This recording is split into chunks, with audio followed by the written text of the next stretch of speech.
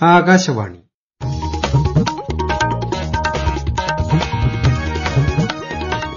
നമസ്കാരം.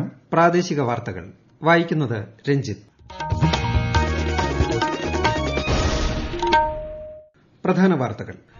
കോവിഡിനെതിരായ ജൻ ആന്തോളൻ ജനകീയ പ്രചാരണത്തിന് പ്രധാനമന്ത്രി നരേന്ദ്രമോദി തുടക്കം കുറിച്ചു.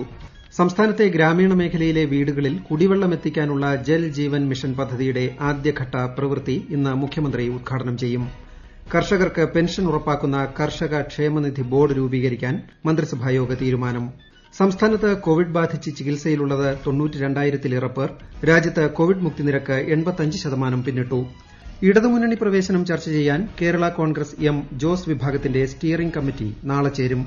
ഐപിഎല്ലിൽ ഇന്ന് സൺറൈസേഴ്സ് ഹൈദരാബാദ് കിങ്സ് 11 പഞ്ചാബിനെ നേരിടും. വാർത്തകൾ വിശദമായി. കോവിഡ്-19 പ്രതിരോധിക്കാൻ ഉചിതമായ ജീവിതശൈലി സ്വീകരിക്കുക എന്ന ആഹ്വാനവുമായി ജൻ ആന്തോളൻ പ്രചാരണത്തിന് പ്രധാനമന്ത്രി നരേന്ദ്രമോദി ട്വിറ്ററിലൂടെ തുടക്കം കുറിച്ചു. സമ്പദ്വ്യവസ്ഥ സജീവമാകുന്നതും വരാനിരിക്കുന്ന ഉത്സവങ്ങളും ശൈത്യകാലവും കണക്കിലെടുത്താണ് പ്രചാരണം ആരംഭിച്ചത്. മഹാമാരിയെ ഒറ്റക്കെട്ടായി നേരിടണമെന്ന് മോദി അഭ്യർത്ഥിച്ചു. മുഖാവരണം ധരിക്കാനും കൈ കഴുകാനും മറക്കരുതെന്ന് പറഞ്ഞ അദ്ദേഹം സാമൂഹിക അകലം പാലിക്കാൻ 2 ഗജം ദൂരം പരിശീലിക്കണമെന്നും ജനങ്ങളോട് ആഹ്വാനം ചെയ്തു. ഇപ്പോൾ നടത്തുന്ന പ്രതിരോധ പ്രവർത്തനങ്ങൾ അതേപടി തുടരണമെന്ന് ഓർമ്മിപ്പിച്ച പ്രധാനമന്ത്രി ഒറ്റക്കെട്ടായി പോരാടി കോവിഡിനെ അതിജീവിക്കുമെന്നും പറഞ്ഞു. പ്രധാനമന്ത്രി ഇന്ന് തുടക്കം കുറിച്ച ജൻ ആന്തോളൻ പ്രചാരണത്തിന്റെ ഭാഗമായി ശ്രോതാക്കൾക്ക് മുൻ ഇന്ത്യൻ ക്രിക്കറ്റ് താരം ശ്രീശാന്ത് നൽകുന്ന സന്ദേശം. നമസ്കാരം, ഞാൻ ശ്രീശാന്ത്. വളരെയധികം കെയർഫുൾ ആയിരിക്കേണ്ട ഒരു സമയമാണിത്. എസ്പെഷ്യലി നമ്മുടെ മലയാളികൾ. കേരളത്തിൽ വളരെയധികം കൊറോണ ബാധിച്ചവരുടെ എണ്ണം കൂടുകയാണ്. അന്ന് വെച്ച് പേടിക്കരുത്. കാരണം നമ്മൾ തീർച്ചയായിട്ടും നമ്മൾ അതിന്റേതായ പ്രോട്ടോകോൾസ് ഫോളോ ചെയ്താൽ ഈ ഒരു കൊറോണയെ നമ്മൾ തീർച്ചയായിട്ടും അതിനെ പ്രതിരോധിക്കാൻ പറ്റും. അത്യാവശ്യം കൊണ്ട് മാത്രം പുറത്തു പോവുക. പിന്നെ അത് മാത്രമല്ല, പുറത്തു പോകുമ്പോൾ മാസ്ക് ധരിച്ചു പോവുക, ഗ്ലൗ ധരിച്ചു പോവുക. തിരിച്ചൊരുങ്ങൾ പറ്റുമെങ്കിൽ കുളിക്കാൻ പറ്റുമെങ്കിൽ കുളിച്ച് തന്നെ വീട്ടിന്റെ അകത്ത് കയറുക. ഒത്തുനിന്നാൽ മലയും പോരും. കൊറോണയ്ക്ക് നമ്മളെ ഒന്നും ചെയ്യാൻ പറ്റില്ല. നമുക്ക് ഒരുമിച്ച് നിൽക്കാം. നമുക്കിതിനെ തീർച്ചയായിട്ടും പ്രതിരോധിക്കാം. God bless. ജയ് ഹിന്ദ്. ഇന്ന് വ്യോമസേനാ ദിനം.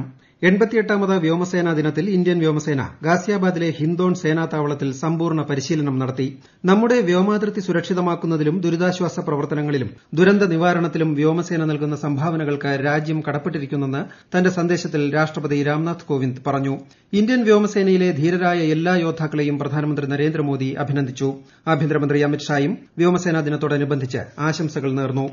സംസ്ഥാനത്ത് ഗ്രാമീണ മേഖലയിലെ എല്ലാ വീടുകളിലും പൈപ്പിലൂടെ കുടിവെള്ളം എത്തിക്കുന്നതിനുള്ള ജൽ ജീവൻ മിഷൻ പദ്ധതിയുടെ ആദ്യഘട്ട പ്രവൃത്തിയുടെ സംസ്ഥാനതല ഉദ്ഘാടനം ഇന്ന് മുഖ്യമന്ത്രി പിണറായി വിജയൻ നിർവഹിക്കും. വൈകിട്ട് 3:30 വീഡിയോ കോൺഫറൻസിംഗിലൂടെയാണ് ഉദ്ഘാടനം. നടപ്പ് സാമ്പത്തിക വർഷം നിലവിലുള്ളതും പ്രവർത്തനം പുരോഗമിക്കുന്നതുമായ കുടിവെള്ള പദ്ധതികളിൽ 21.42 ലക്ഷം ഗ്രാമീണ വീടുകളിൽ കുടിവെള്ളം എത്തിക്കും. ആദ്യഘട്ടത്തിൽ 716 പഞ്ചായത്തുകളിലായി 16.48 ലക്ഷം വീടുകൾക്ക് കുടിവെള്ള കണക്ഷൻ നൽകുന്നതിന് ഭരണാനുമതി നൽകിയിട്ടുണ്ട്.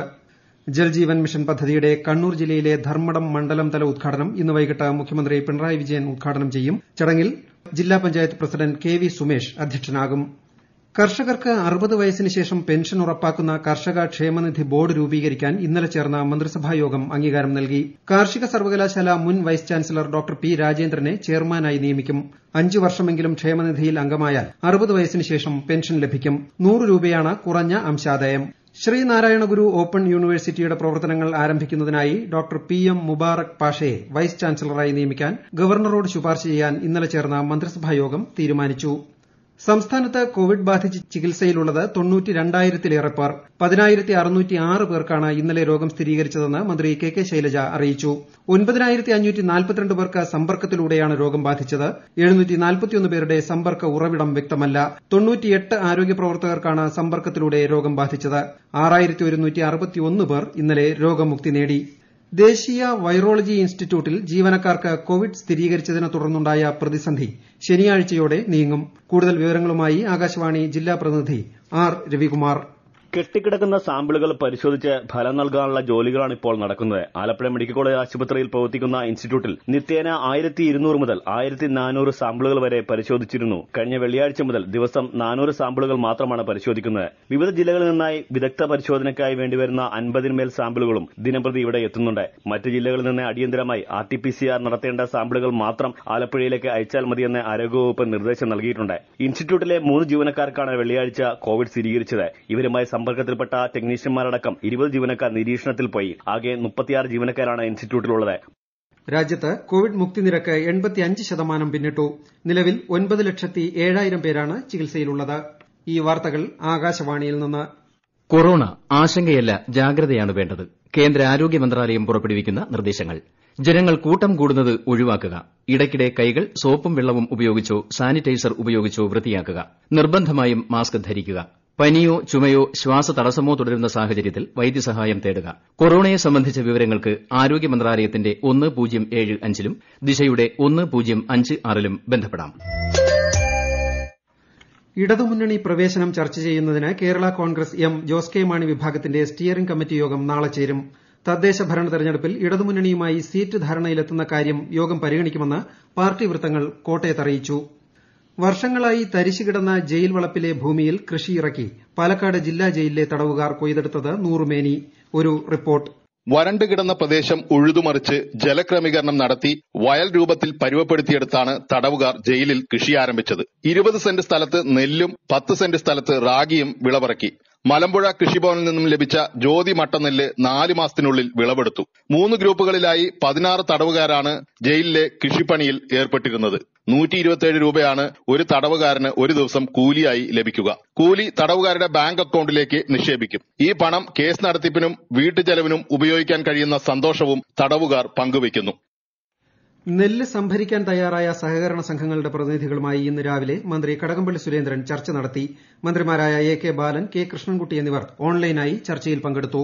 വംശനാശം സംഭവിച്ചുവെന്ന് കരുതിയ ഒരു വൃക്ഷത്തെ കൊല്ലം ജില്ലയിലെ പരവൂരിൽ കണ്ടെത്തി.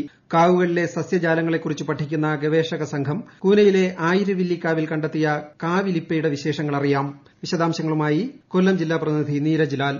ആയിരവില്ലി ക്ഷേത്രത്തിലെ 4 ഏക്കറോളം വരുന്ന സംരക്ഷിത കാവിലെ അംഗമാണ് ഒരുപക്ഷെ ലോകത്ത് മറ്റൊന്നില്ലാത്ത ഈ വൃക്ഷം. സപ്പോട്ട കുടുംബത്തിലെ ഇലിപ്പ ജനുസിൽപ്പെട്ട ഇതിനെ ഇത്രനാളും ആറ്റിലിപ്പയെന്നും ചെറുപുന്നയെന്നുമൊക്കെയാണ് നാട്ടുകാർ ധരിച്ചിരുന്നത്. പാലോട് ട്രോപ്പിക്കൽ ബൊട്ടാണിക്കൽ ഗാർഡനിലെ ഗവേഷക സംഘമാണ് സവിശേഷതകൾ കണ്ടെത്തി കാവിലിപ്പയാണെന്ന് തിരിച്ചറിഞ്ഞത്. 150 വർഷമെങ്കിലും പഴക്കമുണ്ടാകുമെന്ന് പ്രദേശവാസികൾ പറയുന്നു. വൃശ്ചികത്തിൽ പൂവിട്ട് കായ്ക്കാറുണ്ടെങ്കിലും ഇതുവരെ തൈകൾ മുളച്ചിട്ടില്ല. ഇതിനു മുൻപ് കാവിലിപ്പയെ ഏറ്റവും ഒടുവിൽ കണ്ടെത്തിയത് 1835-ലാണ്. കേരളപ്പിറവി ദിനത്തിൽ ഇടുക്കി ജില്ലയിൽ സഹകരണ സംഘങ്ങളുടെ നേതൃത്വത്തിൽ 100 കർഷക വിപണികൾ ആരംഭിക്കും. ഭക്ഷ്യോൽപാദനം വർദ്ധിപ്പിക്കുന്നതിനുള്ള സംസ്ഥാന സർക്കാരിന്റെ മഹായജ്ഞമായ സുഭിക്ഷ കേരളം പദ്ധതിയിൽ ഉൾപ്പെടുത്തിയാണ് കാർഷിക വിപണികൾ സഹകരണ മേഖലയുടെ നേതൃത്വത്തിൽ ആരംഭിക്കുന്നത്. ഇടുക്കി ഉറുമ്പള്ള് പട്ടികജാതി കോളനി കമ്മ്യൂണിറ്റി ഹാൾ ഉദ്ഘാടനവും അംഗൻവാടി കെട്ടിട പൂർത്തീകരണ പ്രഖ്യാപനവും സംസ്ഥാന പട്ടികജാതി പട്ടികവർഗ ക്ഷേമ വകുപ്പ് മന്ത്രി AK ബാലൻ ഓൺലൈനായി നിർവഹിച്ചു. ഇന്ത്യൻ പ്രീമിയർ ലീഗിൽ ഇന്ന് സൺറൈസേഴ്സ് ഹൈദരാബാദ് കിങ്സ് 11 പഞ്ചാബിനെ നേരിടും. ദുബായ് അന്താരാഷ്ട്ര സ്റ്റേഡിയത്തിൽ രാത്രി 7:30-നാണ് മത്സരം. രാജ്യത്തെ ഓഹരി സൂചികകളിൽ നേട്ടം തുടരുന്നു. സെൻസെക്സ് 386.55 പോയിന്റ് നേട്ടത്തിലാണ് വ്യാപാരം ആരംഭിച്ചത്. നിഫ്റ്റി 110.60 പോയിന്റ് നേട്ടത്തിൽ 11,849.50-ലാണ് വ്യാപാരം തുടങ്ങിയത്. സ്വർണ്ണവിലയിൽ മാറ്റമില്ല. പവന് 37,200 രൂപ. സാമ്പത്തിക തട്ടിപ്പ് കേസിനെ തുടർന്ന് എറണാകുളം ജില്ലയിലെ പോപ്പുലർ ഫിനാൻസിന്റെ കീഴിലുള്ള എല്ലാ ധനകാര്യ സ്ഥാപനങ്ങളും അടയ്ക്കാനും സ്വത്തുക്കൾ കണ്ടുകെട്ടാനും ജില്ലാ കളക്ടർ S. സുഹാസ് ഉത്തരവിട്ടു. പ്രധാന വാർത്തകൾ വീണ്ടും. കോവിഡിനെതിരായ ജൻ ആന്തോളൻ ജനകീയ പ്രചാരണത്തിന് പ്രധാനമന്ത്രി നരേന്ദ്രമോദി തുടക്കം കുറിച്ചു. സംസ്ഥാനത്തെ ഗ്രാമീണ മേഖലയിലെ വീടുകളിൽ കുടിവെള്ളം എത്തിക്കാനുള്ള ജൽ ജീവൻ മിഷൻ പദ്ധതിയുടെ ആദ്യഘട്ട പ്രവൃത്തി ഇന്ന് മുഖ്യമന്ത്രി ഉദ്ഘാടനം ചെയ്യും. കർഷകർക്ക് ക്ഷേമ പെൻഷൻ ഉറപ്പാക്കുന്ന കർഷക ക്ഷേമനിധി ബോർഡ് രൂപീകരിക്കാൻ മന്ത്രിസഭായോഗ തീരുമാനം. സംസ്ഥാനത്ത് കോവിഡ് ബാധിച്ച് ചികിത്സയിലുള്ളത് 92,000-ലേറെ പേർ. രാജ്യത്ത് കോവിഡ് മുക്തി നിരക്ക് 85% പിന്നിട്ടു. ഇടതുമുന്നണി പ്രവേശനം ചർച്ച ചെയ്യാൻ കേരള കോൺഗ്രസ് എം ജോസ് വിഭാഗത്തിന്റെ സ്റ്റിയറിംഗ് കമ്മിറ്റി നാളെ ചേരും. IPLൽ ഇന്ന് സൺറൈസേഴ്സ് ഹൈദരാബാദ് കിങ്സ് 11 പഞ്ചാബിനെ നേരിടും. പ്രാദേശിക വാർത്തകൾ കഴിഞ്ഞു. അടുത്ത വാർത്തകൾ 12:50-ന്.